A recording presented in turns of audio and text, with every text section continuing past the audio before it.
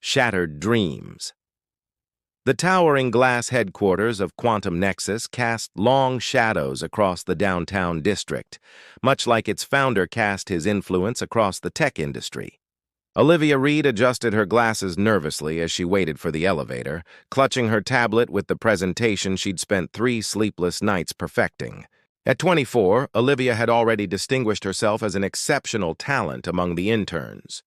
Her algorithm designs had caught the attention of several department heads, but today would be her first direct presentation to Jackson Westfield himself, the 35-year-old visionary CEO whose face graced technology magazines monthly.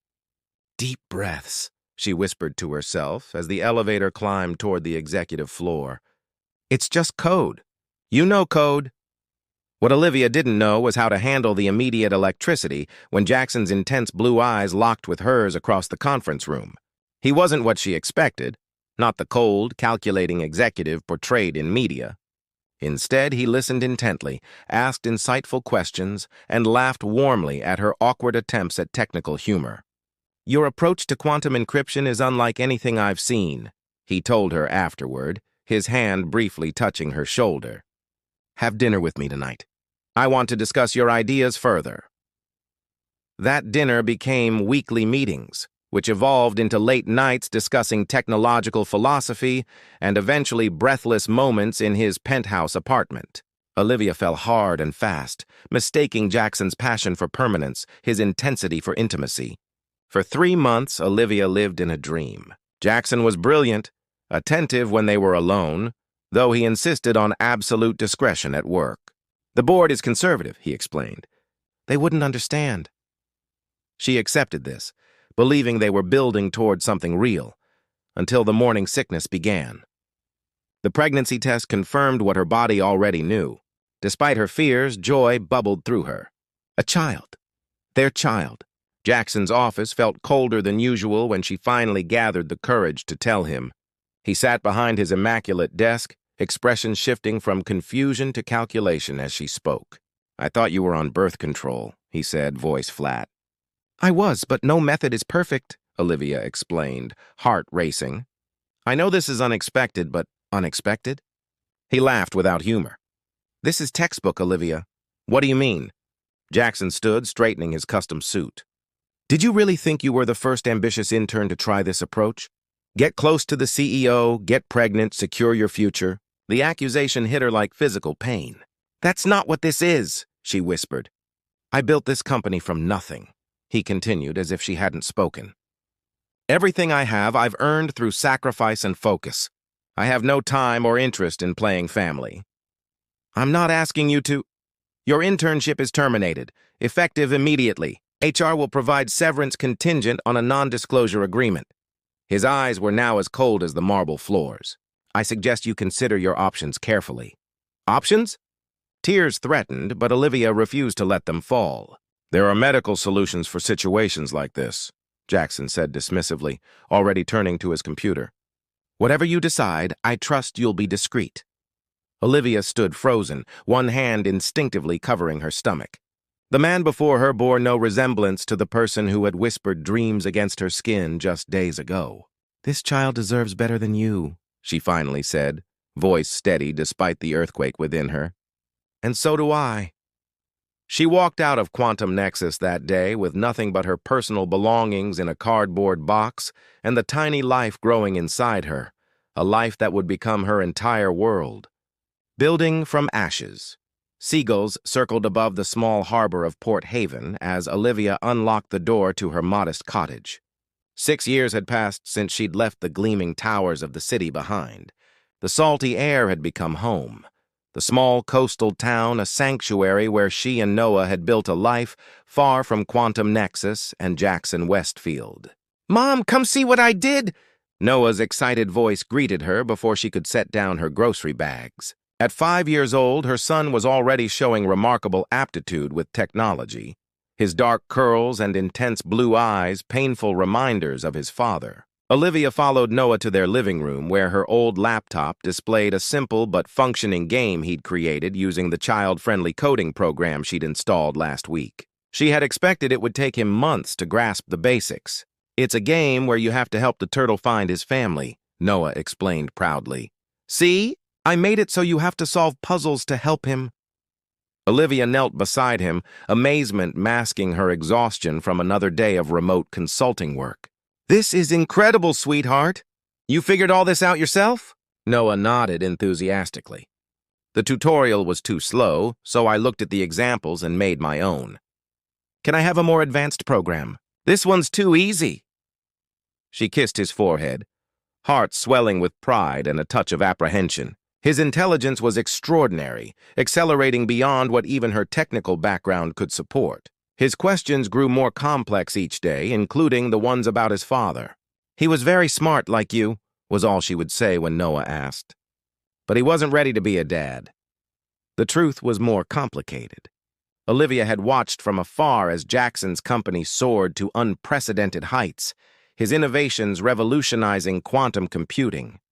Industry magazines celebrated his genius, his ruthless business acumen, his bachelor lifestyle. There was never mention of the child he'd rejected or the woman he'd discarded. Olivia had rebuilt herself methodically. Her freelance software development business was respected, if small, and her reputation for elegant solutions to complex problems kept a steady stream of clients. It wasn't the prestigious career she once envisioned, but it allowed her to be present for Noah while utilizing her skills. Their little family expanded to include neighbors who became friends.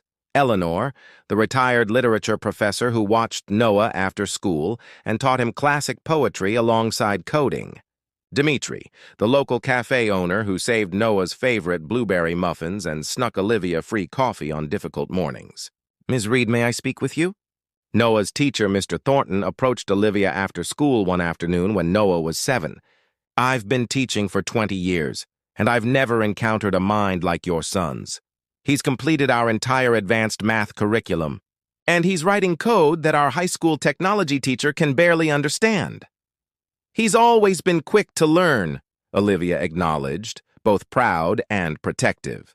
Quick doesn't begin to describe it, Mr. Thornton replied. Noah needs resources beyond what Port Haven can provide. Have you considered specialized programs? That conversation catalyzed a difficult decision. Using her savings, Olivia enrolled Noah in an online advanced learning program while continuing his regular schooling. Evenings and weekends became dedicated to fostering his extraordinary abilities while ensuring he experienced a normal childhood. By 10, Noah was participating in prestigious online coding competitions. Under the username Phoenix, a name he chose because it's about creating something new from what was left behind, his algorithms began, attracting attention from major tech firms, though Olivia carefully managed these inquiries, shielding Noah's identity. Late one night, Olivia found Noah staring at a magazine article featuring Jackson Westfield accepting an innovation award. He looks like me, Noah said quietly. Is this him? My father. Olivia sat beside him, heart heavy. Yes. Does he know about me? He does, she answered honestly. But he made his choice a long time ago. Noah studied the image silently. His company is failing, he finally said, pointing to a sidebar article. Their quantum security protocols have vulnerabilities that competitors are exploiting. Olivia was startled both by his observation and his tone, not angry, merely analytical. I could fix it, Noah stated matter-of-factly, and I think it's time I met him. Looking into her son's determined eyes, so like his father's yet filled with a compassion Jackson had never possessed, Olivia realized their quiet life in Port Haven was about to change dramatically. The algorithm's creator. The 44th floor of Quantum Nexus headquarters no longer exuded the confident prosperity of a decade earlier. Emergency board meetings had become weekly occurrences, and Jackson Westfield's once unassailable position was now precarious at best. He stood at the window of his corner office, watching rain streak across the glass as he contemplated the company's rapid decline. The Phoenix Protocol demonstration is ready, sir, his assistant Vanessa announced from the doorway. The team says it's our best option for the government contract. Jackson nodded curtly. It better be. We're bleeding millions weekly while Galaxy Tech eats our market share. He straightened his tie, the only outward sign of the strain he felt. At 45, success had left its mark in the silver threading his dark hair and the permanent crease between his brows. The boardroom fell silent as he entered. His technical director, Richard Yang, began without preamble. "We've exhausted our internal solutions for the quantum decryption failures," Richard explained, swiping through dire analytics on the main screen. "But we've identified an external algorithm that could save us, the Phoenix Protocol. It's revolutionary, addressing vulnerabilities no one else has even identified yet." "Who developed it?" Jackson demanded. "That's the issue," Richard replied uncomfortably. "It's an anonymous developer known only as Phoenix. They've refused all communication except through an encrypted channel, and they've rejected our financial offers twice." "Everyone has a price," Jackson snapped. "Double whatever we offered." "They're not asking for more money," Richard clarified. "They'll only release the protocol after a personal meeting with you." Jackson's jaw tightened. "A meeting? With what agenda?" "Unknown. But without this technology, our quarterly projections show bankruptcy within 8 months. 3 days later, in Port Haven, Olivia stood on the porch of their cottage watching Noah skip stones across the harbor water. The decision had been made. They would return to the city tomorrow. "Are you certain about this?" Eleanor asked, joining her with 2 steaming mugs of tea. "That man doesn't deserve to know either of you." Olivia accepted the tea gratefully. "This isn't about what Jackson deserves. It's about Noah. He has questions only his father can answer, and he's old enough to make this choice. And the software? Why offer him that lifeline after what he did?" "The Phoenix Protocol is Noah's creation, not mine," Olivia explained. "He believes Quantum Nexus is the best platform for its implementation. He's separating the technology from the personal history." "He's remarkable," Eleanor sighed. "Just like his mother," Olivia smiled sadly. "I've spent years protecting him from Jackson's world. Now I'm deliberately walking him into it." "With your eyes wide open," Eleanor reminded her. "That makes all the difference." Meanwhile, across the city in a luxury high-rise, Jackson reviewed security footage of the Phoenix Protocol's test results. The algorithm was unlike anything he'd ever seen, elegant, adaptive, and seemingly impenetrable. Its creator had somehow anticipated quantum computing vulnerabilities that Jackson's best engineers hadn't foreseen. "We've confirmed the meeting for tomorrow at 2 p.m., Vanessa informed him. "Security will escort the developer directly to your office." "Have we learned anything more about this Phoenix?" Jackson asked, irritated by the mystery. "Only that they insisted on bringing one additional person to the meeting. Background checks show nothing concerning." Jackson dismissed her with a wave. In his 20-year career, he'd dealt with eccentric geniuses, demanding investors, and ruthless competitors. One mysterious developer with unusual meeting requirements was hardly worth his concern, not when they held the key to Quantum Nexus's survival. He couldn't have known that across the city, in a modest hotel room, Olivia was helping Noah pack away his laptop after another coding session. Neither could he have imagined that the mysterious Phoenix's algorithm had been created by small hands that shared his DNA, or that tomorrow would force him to face the greatest mistake of his life. "Are you nervous about tomorrow?" Olivia asked Noah as she tucked him into bed. The boy considered the question with characteristic thoughtfulness. "No," he finally replied. "I'm just curious to see if he's as smart as everyone thinks he is." Olivia smoothed his dark curls. "Remember, no matter what happens tomorrow, it doesn't define you." "I know who I am, Mom," Noah said with a smile that momentarily erased her anxiety. "I'm Phoenix. I'm your son. The rest is just details." Part 4. Unexpected Reunion. The sleek reception area of Quantum Nexus hadn't changed much in 11 years. Olivia felt a disconcerting sense of déjà vu as she and Noah were escorted through security, her son's hand clasped firmly in hers. He wore a crisp button-down shirt and dark jeans. His laptop bag slung confidently over one shoulder.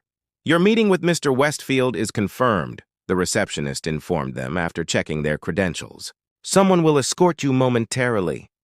Noah studied the expansive lobby with analytical interest. "The architecture is inefficient," he observed quietly. Too much open space for temperature control, and the glass atrium creates unnecessary heat retention. Olivia squeezed his hand, marveling at how he processed the world. Not everything is designed for efficiency, sweetheart. Phoenix? A woman in a tailored suit approached them. I'm Vanessa Chen, Mr. Westfield's executive assistant. He's waiting for you. As they followed Vanessa to the elevator, Olivia felt a familiar tightness in her chest. She had rehearsed this moment countless times, imagining Jackson's reaction to seeing her again, to seeing Noah. Now that it was imminent, she focused on remaining calm for her son's sake. You're not what I expected, Vanessa remarked to Noah in the elevator. Clearly surprised by his age. People rarely are, Noah replied with a small smile. The executive floor was hushed, populated by assistants speaking in low tones into headsets. Vanessa led them to an imposing door at the end of the corridor, knocking once before opening it. Mr. Westfield, your 2 o'clock is here. Jackson was standing behind his desk reviewing documents when they entered. 11 years had added sophistication to his appearance, threads of silver at his temples, fine lines around his eyes that spoke of both stress and authority. When he looked up, his professional smile froze as recognition dawned. Olivia? Confusion, then wariness crossed his features before his gaze shifted to Noah. For a moment, the resemblance between father and son was so striking that Olivia heard Vanessa's soft gasp. Hello, Jackson, Olivia said evenly. It's been a while. Jackson's composure returned quickly, though his knuckles whitened against the desk. Vanessa, that will be all. Close the door. Once they were alone, silence stretched between them until Noah stepped forward, extending his hand with remarkable poise. I'm Noah Reed. You might know me as Phoenix. Jackson stared at the offered hand before slowly accepting it. You're Phoenix? That's not possible. The quantum entanglement solution in Section 4 of my protocol uses principles you published in your dissertation, Noah continued calmly. But your implementation had limitations in scaling across distributed systems. I fixed that. Jackson looked from Noah to Olivia, disbelief evident. He's what, 10, 11? I turned 11 last month, Noah confirmed. I've been coding since I was 5. Olivia watched Jackson struggle to process this revelation. He's your son, Jackson. The child you refuse to acknowledge. Jackson sank into his chair, studying Noah with new intensity. You developed the Phoenix protocol? Noah nodded, opening his laptop. Would you like me to explain how it works? The documentation doesn't capture all the nuances. For the next 30 minutes, Noah walked Jackson through his creation with remarkable clarity. Jackson asked increasingly complex questions, each answered with precision that gradually transformed his skepticism into undeniable recognition of Noah's genius. Why did you bring this to me? Jackson finally asked. After what happened between your mother and me. Because it's where the technology belongs, Noah replied simply. And because I wanted to meet you. Jackson's gaze returned to Olivia, who had remained silent during the technical discussion. You could have leveraged this anywhere. Galaxy Tech would have paid billions. This isn't about money, Olivia said quietly. It never was. Then what is it about? Noah closed his laptop. I've read everything about you. I know what you've built and what you're about to lose. I know your birth date, your educational background, and your business philosophy. But I don't know if you like baseball or what books you read or why you didn't want to know me. The direct question landed like a physical blow. Jackson's carefully constructed world of technological innovation and corporate power suddenly seemed hollow against the simple inquiry of a child. I made a terrible mistake, he admitted. Words he'd never spoken in his professional life. One I've had years to regret without knowing how profound that regret should have been. We're not here for apologies, Olivia interjected. Noah wanted to meet you, and he believes your company is the right home for his work. That's all. Jackson studied them both, seeing not the revenge scenario he might have expected, but something far more challenging, an opportunity he didn't deserve. Would you stay? He asked unexpectedly. Both of you. Not just for the protocol implementation, but to talk. There's so much I need to understand. Noah looked to Olivia, silent communication passing between them before he nodded. Foundations rebuilt. The autumn sun cast long shadows across Central Park as Jackson watched Noah feed the ducks, the boy's enthusiastic explanation of migratory patterns carrying across the water. 3 months had passed since their first meeting, 3 months of careful navigation through professional collaboration and tentative personal connection. "He memorizes everything he reads," Jackson remarked to Olivia, who sat beside him on the bench.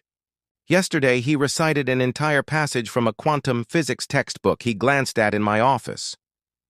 "His memory has always been exceptional," Olivia acknowledged. "But knowledge isn't wisdom. That's something he'll need to develop over time."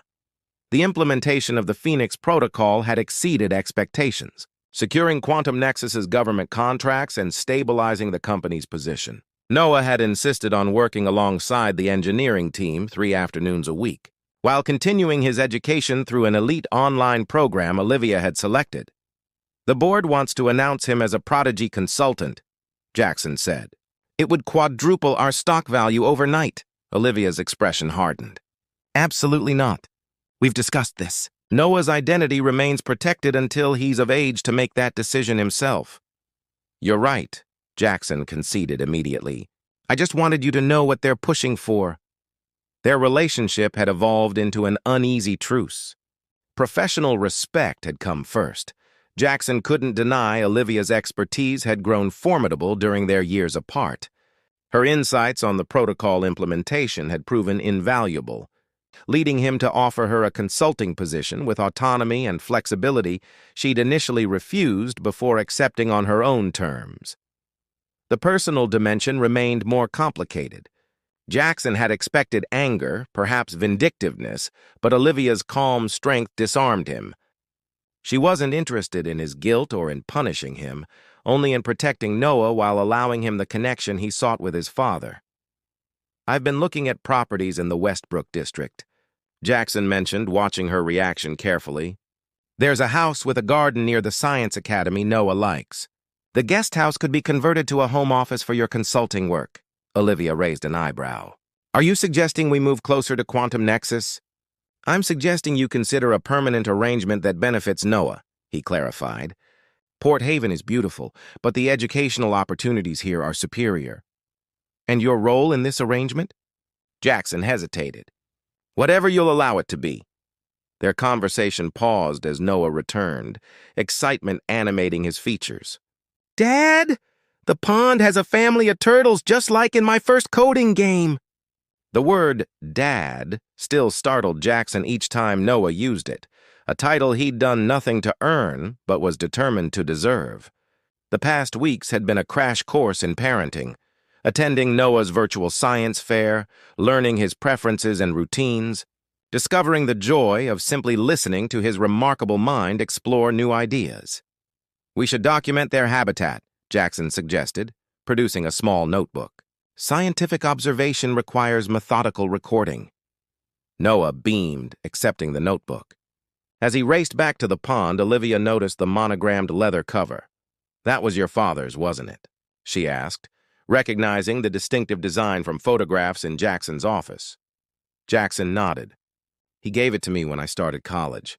Said every great idea begins with writing it down." "You never mentioned him before." "He died during my second year at MIT," Jackson replied quietly. "Heart attack at 52. I was building Quantum Nexus when you and I met, trying to fulfill the vision he never got to see." Understanding dawned in Olivia's eyes. "So when I told you about the pregnancy—" "I panicked," Jackson admitted. "Saw my father's unfinished legacy and my own mortality in the same moment. It wasn't about you. It was about my fear of failing at something I knew nothing about. Parenthood. Yes." He watched Noah sketching the turtles. "I chose the company over my son and nearly lost both in the end." They sat in contemplative silence until Noah returned, proudly displaying his observations. "These are excellent notes," Olivia praised. "Very thorough, like a true scientist," Jackson added, earning a proud smile from Noah.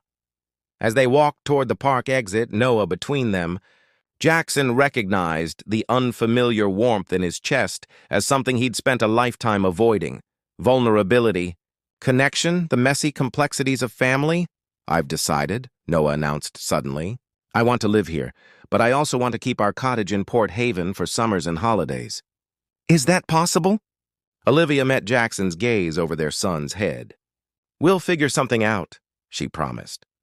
Later that evening, after Noah had fallen asleep in the hotel suite's second bedroom, Jackson and Olivia sat on the balcony overlooking the city lights.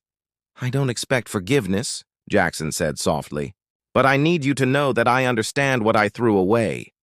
Not just Noah, but you, your brilliance, your integrity. I forgave you years ago, Olivia replied. Holding on to that anger would have only hurt Noah and me. But forgiveness doesn't mean forgetting or erasing consequences. I understand. Do you? She studied him closely. Because moving forward means accepting that Noah and I come as a package. My career, my boundaries, my parenting decisions, they're non-negotiable. I wouldn't want to change any part of what made Noah who he is, Jackson said sincerely, or what made you the woman sitting here now. For the first time since their reunion, Olivia's smile reached her eyes. Then perhaps we have a foundation to build on? Not what was lost, but something entirely new.